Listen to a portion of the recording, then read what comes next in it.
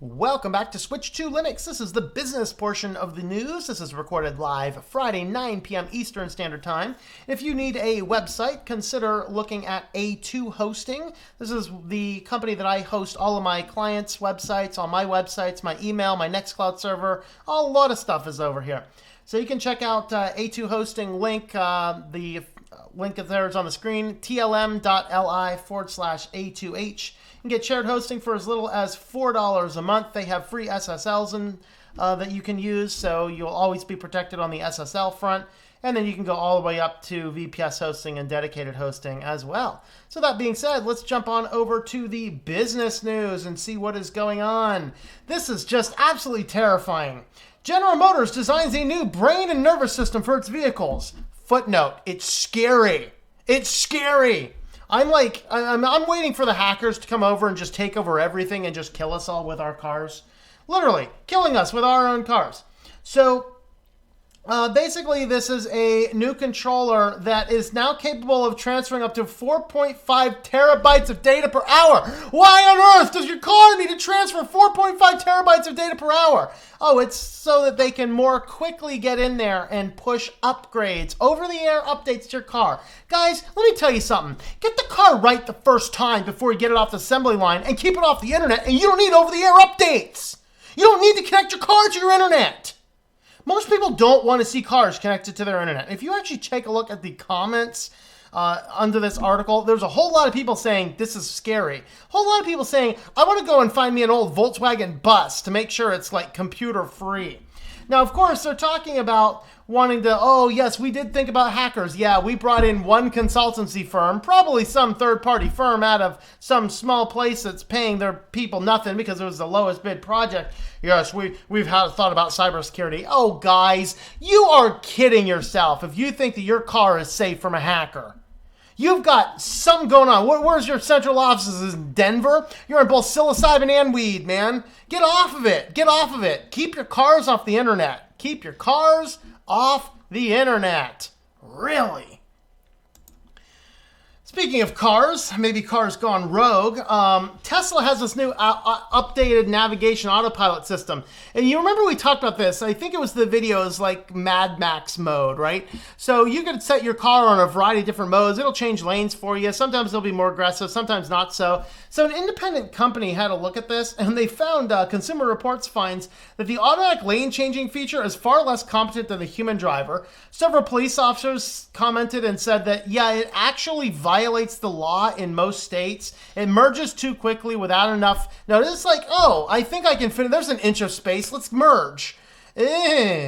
And, you know, and so basically this new navigation autopilot system, it basically does a lot of really stupid things, and you really, as a human driver, you have to be even more careful with it. And we know that people are not careful with these autopilot systems. They're getting in there and they're doing really stupid things. So, of course, the entire thing is they're just unleashing this technology on our society as the guinea pigs. Guys, I don't want to be going down the road. In fact, I remember I was coming back from somewhere not long ago, and Tesla, passed the other side. I'm like, I want to steer clear of that thing. I don't really even want a Tesla floating around me if it's going to be automatically changing lanes in violation of the laws in unsafe manners. That seems to be what happened. So Consumer Reports came in and looked at this and put it through some pretty extensive testing, as Consumer Reports often does. And what they ended up finding is that, yeah, indeed, it was a very unsafe thing, allowing this thing to do this. So of course Tesla responded back. I'll let you read their response. But shifting the corner over here to Comcast. Every time I talk about Comcast, my stream seems to go into buffer mode. So we're going to keep an eye on this buffer mode, and we're going to see if this stream goes into buffer mode. But Comcast does so much lobbying that it says disclosing it all is too hard. What? So what's going on here is there is one individual group, which is from the Friends Association, which is Quakers, so the Quaker religion.